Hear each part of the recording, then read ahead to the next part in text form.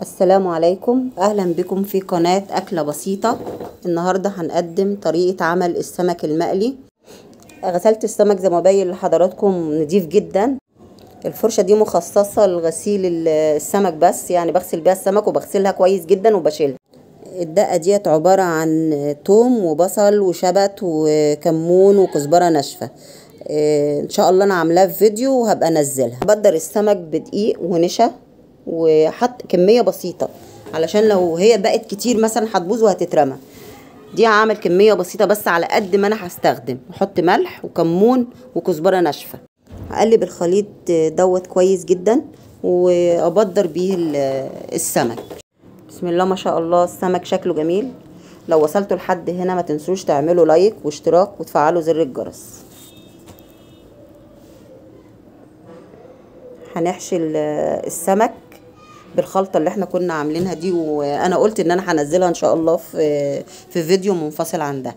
نحشي السمك في الفتحات اللي بره دي واحشيه من جوه. واهم حاجة يا جماعة ان انا بعمل الحاجة دي بحب، حابة ان انا اعمل الاكل ده لولادي وجوزي واهلي.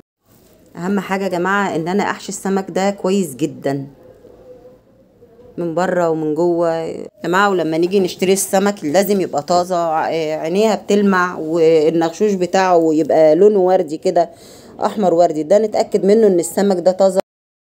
بعد ما نحشي السمك كويس نبدر السمك واحده واحده ونتاكد ان اللي هو الدقيق دوت راح في جميع الاتجاهات في السمكه. ولو السمك كبير ومثلا انت خايفه يكون في يعني ما يستواش كويس، ممكن نقسم السمكه لو هي كبيره قوي نقسمها 2 ونبدر السمك.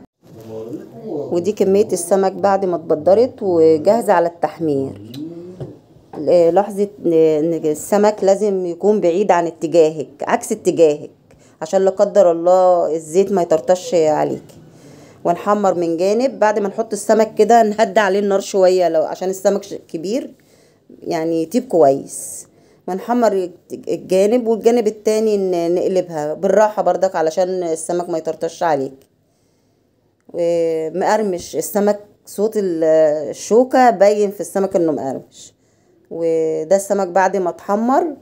وبالهنا والشفا. انت عندك حرية الاختيار انك تقدميه مع رز صيادية مع ومسقعة، بطاطس محمرة، سلطة خضراء. وكده وصلنا لنهاية الفيديو، واترككم في رعاية الله.